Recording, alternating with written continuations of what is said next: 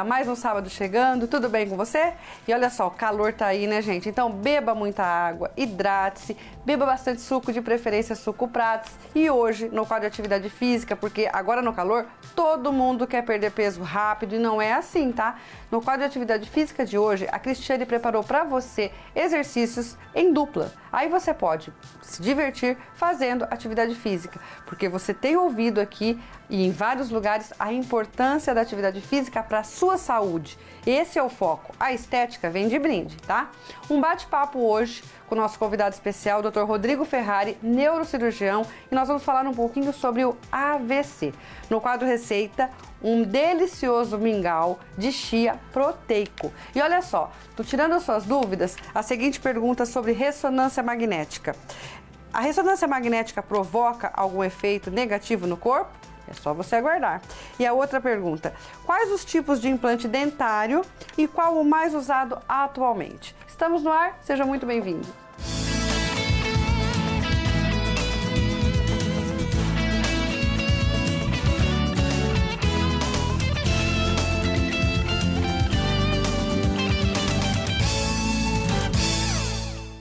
Hoje a gente inicia o programa com o quadro Tirando as Suas Dúvidas. Tem duas perguntas bem interessantes aqui. Olha só, uma é em relação à ressonância magnética. A ressonância magnética provoca algum efeito negativo no corpo, né? E a outra é a questão do implante dentário. Quais os tipos de implante dentário e qual é o mais usado atualmente? Tirando as suas dúvidas. Tirando suas dúvidas. Oferecimento Visari Hospital de Olhos. Sua visão levada a sério. Instituto de Radiologia Presidente Prudente. E Oncocare, referência no tratamento humanizado do paciente com câncer. E quem responde à pergunta da ressonância magnética é o Dr. Marcelo, médico radiologista. A pergunta é o seguinte: se a ressonância magnética provoca algum efeito negativo no corpo?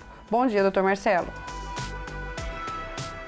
Bom dia, Maíta. Bom dia, pessoal. Tudo bem?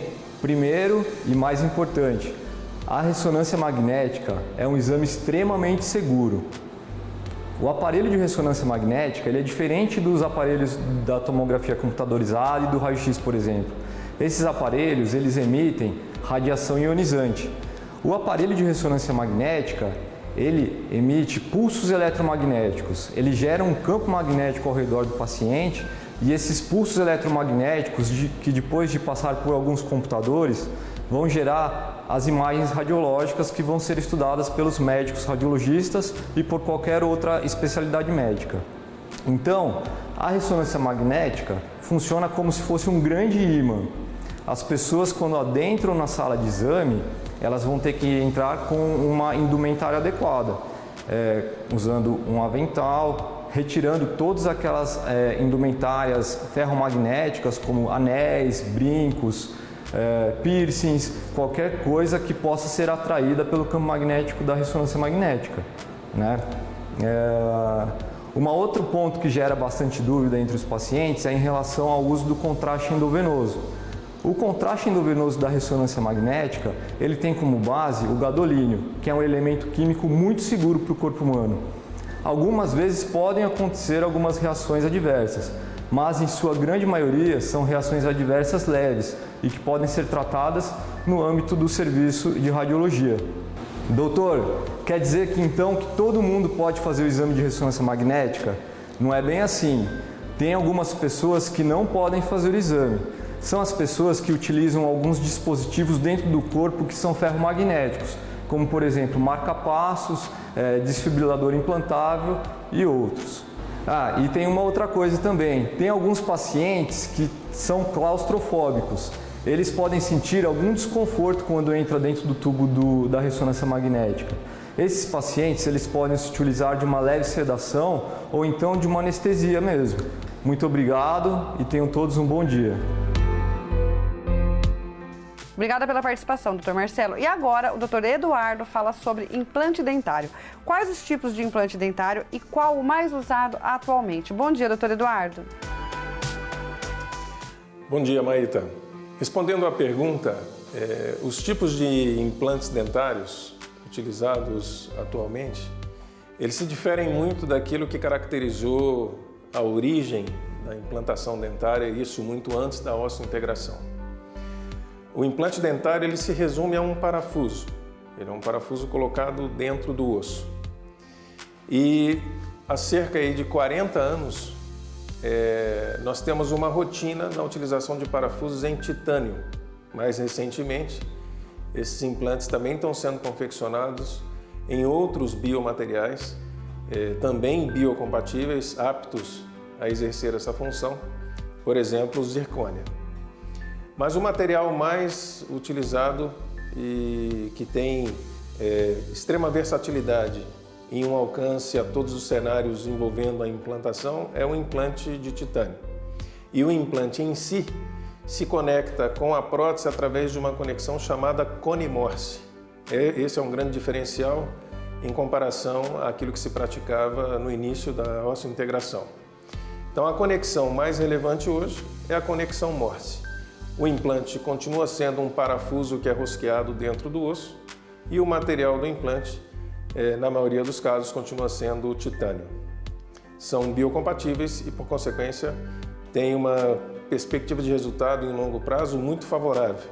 O prognóstico é sempre muito bom, considerando um paciente saudável a receber implantes.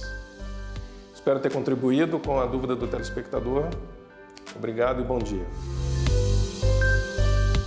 Obrigada pela participação. Nós vamos para um breve intervalo e olha só, no próximo bloco, você que gosta das nossas receitas saudáveis, hoje um mingau de chia, tudo de bom. E na atividade física é para você fazer em dupla. Aí não tem desculpa, né? Aproveita o companheiro, a companheira, sua amiga e faça atividade física.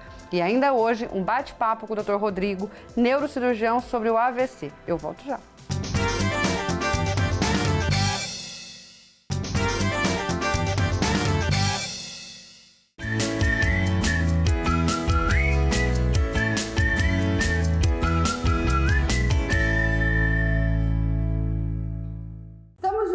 E agora a gente vai pro quadro Receita Saudável com a Vitória, que vai preparar pra gente um mingau de chia proteico. Bom dia, né? Bom dia, Má. Muito obrigada pelo convite mais uma vez. A gente procura falar mais alto, porque com a máscara o som sai meio assim, né? Meio abafado, né? E agora no calor também tá difícil, mas é necessário, a gente tem que usar.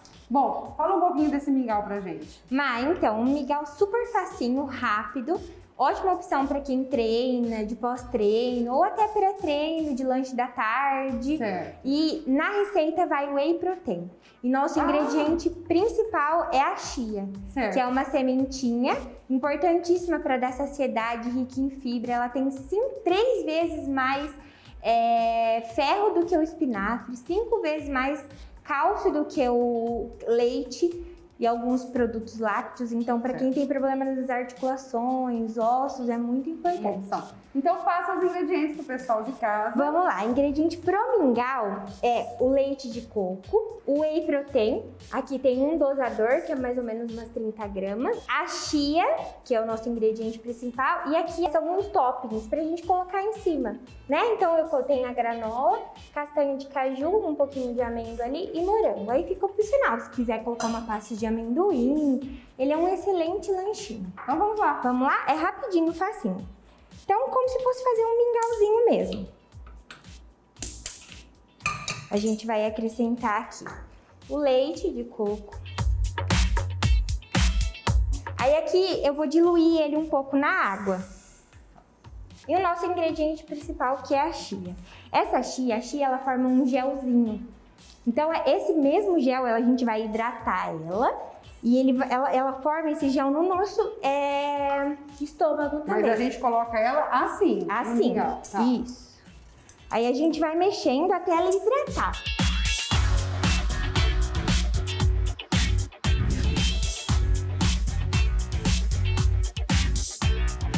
Aí agora aqui a gente já, depois de um bem grossinho, ó, ele já muda a consistência, já vira tá um vendo? mingau. Fica uma consistência exatamente de mingau, de né? um gelzinho, né? Ela forma um gelzinho. Então só agora que a gente vai colocar. Só agora a gente coloca o whey protein. Olha, Maia, a gente é só terminar de mexer, que já pode desligar, tá vendo? Fica uma consistência de gelzinho mesmo.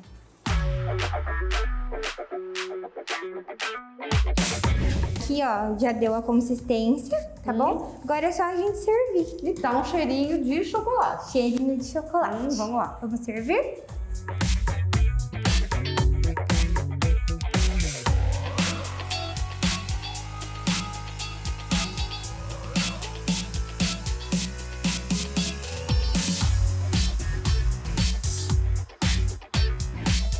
Olha só. Agora preciso tirar a máscara, né? Vitória decorou, você colocou granola. Granola, a castanha de caju, amêndoas e morango. É um mingau mesmo. É um mingau mesmo, consistência de E é o mingau. que você falou, né? Dá pra dividir em 2 porções. Dá pra dividir em 2 porções. Porque dá uma porção bem grande, né? Vitória, mais uma vez, obrigada Eu que pela sua agradeço, participação, Má. tá? Muito obrigada. E aqui você já sabe, receita saudável sempre associada com uma atividade física. E hoje a Cristiane vai passar alguns exercícios para fazer em dupla. Então, não quer fazer atividade física sozinho? Pega o marido, pega a filha, faz uma atividade física. Bom dia, Cris!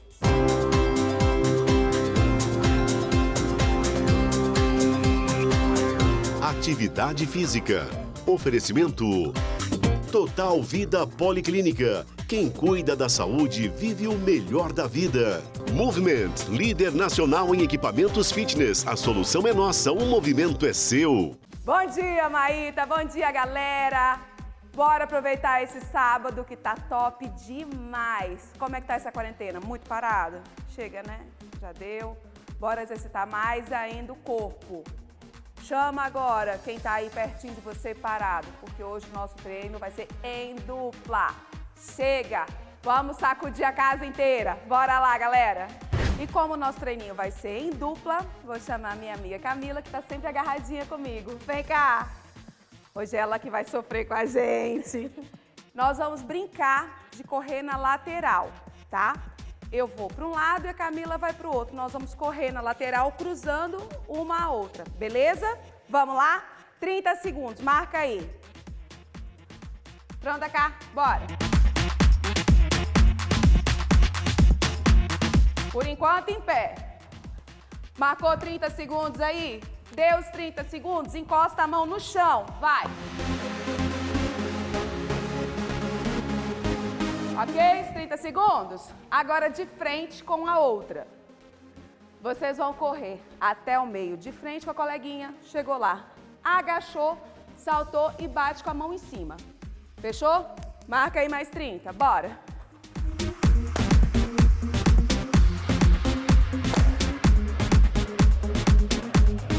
Ok? Respira um pouquinho que nós vamos pro chão. Repita a sequência 3 vezes. Bora pro chão agora, gente. Trabalhar o abdômen, ok? Sua amiga, sua irmã, sua prima vai ficar de frente contigo. Entrelaça o pé, uma com o pé para dentro e outra para fora. Gira o pé para travar, ok? Vai te ajudar muito a subir, tá? Nesse abdominal. Nós vamos descer, subir e bater a mão uma na outra, ok? Eu falo que esse movimento é o high five. Vamos lá? Marca aí também, 30 segundos. 3 de 30. Bora!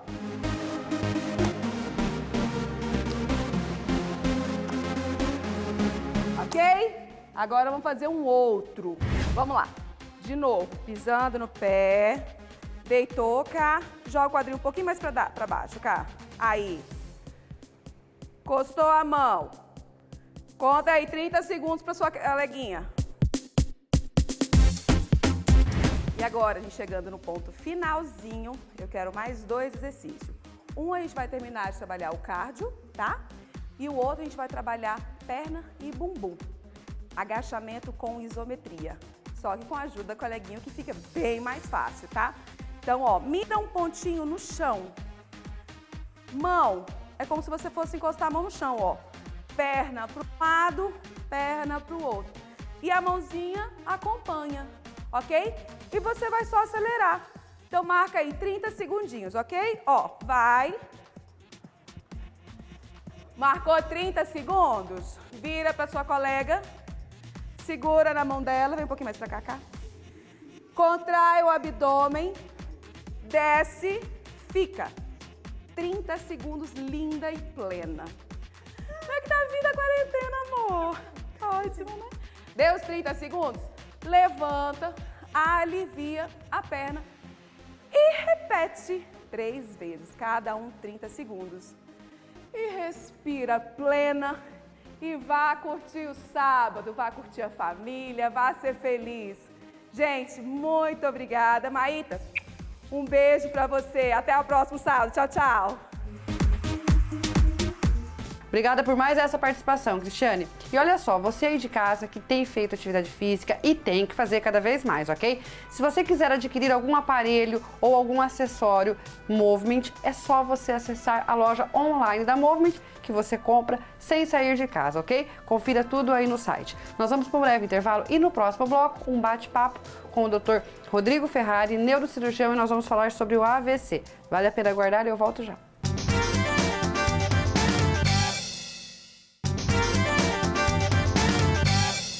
Estamos de volta e agora sim nós vamos conversar com o Dr. Rodrigo Ferrari, neurocirurgião, que está aqui ao meu lado. Bom dia, Dr. Rodrigo. Bom dia a todos. Primeira vez que você vem aqui no nosso estúdio, né? Primeira vez no seu programa, Maíta. Seja muito bem-vindo. Obrigado pelo convite.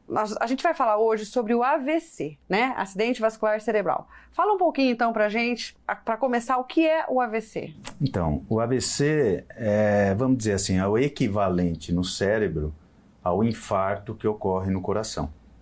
De uma maneira bem sucinta, para explicar para o pessoal em casa, a gente tem 2 tipos de AVC, que é o AVC isquêmico, que é o mais comum, perfaz mais ou menos 80% dos AVCs, certo. E o AVC hemorrágico, que é um tipo de AVC normalmente com um quadro mais grave, com maior risco de vida, que perfaz os outros 20%. Ainda bem, né? Ainda bem. Ainda bem, né? Ainda bem. Doutor Rodrigo, dá para falar se acontece mais em homens ou mulheres ou é igual? Tá. Ainda acometem mais homens do que mulher, mas numa proporção pequena. Certo. E isso vai depender do tipo de AVC, né? Ah, tá. O AVC, eu costumo falar que é uma complicação neurológica de um problema circulatório. Então, é uma doença que vai acometer normalmente as pessoas de mais idade e aquelas com comorbidades, principalmente hipertensão arterial, diabetes mellitus, alterações do colesterol, pessoal que fuma, pessoal que bebe. Então, esse grupo de pessoas associado à idade, certo, principalmente acima de 65 anos, esse pessoal tem um risco significativamente maior de desenvolver o AVC. O AVC. E quais são os primeiros sintomas? Dá para a pessoa, imediato, ou pode acontecer de você começar a sentir alguns sintomas uns dias atrás e depois ter o problema em si? Sua pergunta é muito importante. Então vamos tentar focar um pouco naquele que é o mais frequente, que é o mais comum, que é o AVC isquêmico, né? Isso é um problema de saúde pública. Sim. É uma doença que sequela muito e que mata muito, né? Quando a gente fala de AVC isquêmico, existe uma coisa muito importante chamada janela terapêutica. O que é isso? Eu tenho um tempo curto, em que eu posso ser mais eficaz na minha conduta em termos de tratamento. Vamos entender assim, ó, no AVC isquêmico, uma artéria, um vaso entupiu. Entupiu. E se ele permanecer entupido por algum tempo, ele vai gerar uma sequela naquela região. E dá para precisar esse tempo curto que você tem para intervir? Pois é, eu tenho até 4 horas e meia do início dos sintomas. Então, dá para correr para o hospital, dá para correr para o hospital, dá para fazer uma tomografia e dá para tratar, se for o caso. Então, esse tipo de tratamento ultra rápido, digamos assim, se chama trombólise. É uma medicação que a gente dá na veia, que ela tenta dissolver o trombo que fechou o vaso. Por que 4 horas e meia? Porque, além disso, a região do cérebro que está ali na frente, sendo nutrida por esse vaso, já sofreu alterações que, se eu desprender esse trombo, ela vai chegar numa região já alterada e pode provocar um sangramento. Portanto, ou eu tenho essa conduta dentro dessas 4 horas e meia, ou eu fico fora da possibilidade de tratar o paciente dessa maneira que é mais eficaz. Então, de uma maneira muito rápida, muito fácil de entender, a gente tem que suspeitar que uma pessoa está tendo AVC se ela desenvolveu um déficit neurológico súbito. O que é um déficit neurológico súbito? Paralisar um lado ou paralisar uma mão, ou desenvolver uma perda de visão súbita, principalmente de um lado da visão só. Então, nesse momento, tem que ir ao pronto-socorro. Outro quadro clínico, um quadro vertiginoso, súbito, intenso, muitas vezes associado a náuseas e vômitos. Tudo isso vai depender da localização onde o vaso que entupiu está situado. Então, se estiver perto da área motora, vai dar um déficit, uma dificuldade motora de força muscular. Se estiver perto da área da visão, vai dar alteração visual. Se estiver na área da fala, vai dar uma alteração de linguagem, o que muitas vezes é confundido com confusão mental. Sim. E a tal dor de cabeça? Muito bem. Normalmente, os AVCs isquêmicos não geram dor de cabeça, a não ser quando eles acometem pessoas jovens, o que é muito mais raro. Tá? Certo. Porque na pessoa jovem, o cérebro ainda é muito cheio, preenche toda a caixa craniana e gera edema. No paciente mais idoso, que é o mais frequente, o edema que gera não gera dor. A partir de que idade você encaixa esse mais frequente? A partir dos 60 anos. A partir de 60 anos. 60 anos para frente. A cefaleia, ou seja, a dor de cabeça, ela vai ser um sintoma muito mais prevalente no AVC hemorrágico. Que é o mais grave. Que é o mais grave. Que acontece com menos frequência. Certo. Em relação a esse AVC, muitas vezes eu tenho o mesmo quadro clínico do AVC isquêmico, ou seja, eu perco uma função neurológica de maneira súbita e muitas vezes associada a muita dor de cabeça, náuseas e vômitos. Certo. Por falar em AVC hemorrágico, a gente tem dois tipos. Aquele que acometem os mais velhos também, com todos aqueles fatores de risco do AVC isquêmico, mas tem aquele que costuma acometer uma população mais jovem, em torno dos 30, 45 anos de idade, que é o AVC hemorrágico proporcionado pela ruptura do aneurisma cerebral. Então, o que é que a gente tem que levar em consideração em termos de preocupação quando eu tenho uma dor de cabeça?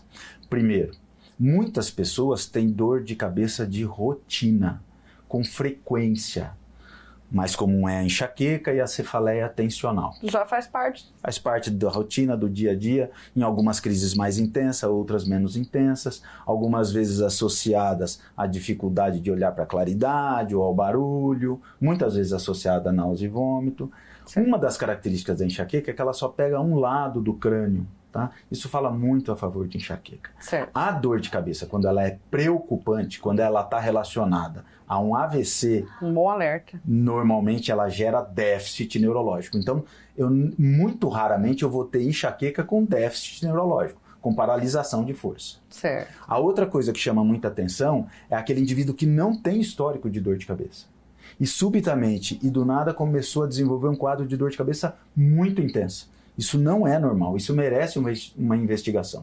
E muitas vezes essa dor de cabeça é acompanhada de náuseas e vômitos. Então, início súbito, intensidade fora do habitual, náuseas e vômitos. É um bom sinal de alerta para procurar ajuda médica. Na questão do tratamento, tudo acho que depende do tipo, né? A questão de o tempo, como você citou. Então, vamos falar um pouquinho se dá para prevenir e o que é necessário fazer para a gente prevenir o AVC. Perfeito. Como é uma doença que sequela muito, que mata muito, que o tempo de terapêutica que eu tenho é muito curto, a maioria dos pacientes vai sair sequelado. E aí não há remédios para agilizar essa recuperação. Aí é tempo e reabilitação fisioterápica, fonoaudiológica, enfim. É algo que o indivíduo vai carregar por um tempo, bom tempo na vida, se não a vida toda. Como prevenir? Então, a prevenção do AVC é exatamente aquilo que a gente preconiza para a prevenção de toda doença aterosclerótica, que é aquilo que todos nós desenvolvemos com o tempo e com a idade, que é a tendência de depósito de gordura na parede dos vasos. Isso vai se acelerar se eu for hipertenso, se eu for diabético, se eu for dislipidêmico, que é o problema do colesterol, dos triglicérides, se eu for tabagista, então o cigarro é um vilão, assim, muito, muito preocupante nesse tipo de doença. Se eu tiver problemas com ingesta de bebida alcoólica de rotina, isso traz uma preocupação muito grande para esses pacientes, principalmente nos pacientes acima dos 60 anos de idade. Então, o que fazer para evitar? Um bom controle clínico, ir pelo menos uma vez ao ano no clínico ou no cardiologista, ter atividade física de rotina, isso é fundamental, certo. Uma boa dieta, uma boa alimentação e uma boa hidratação, principalmente nesse clima quente que nós vivemos aqui na nossa região.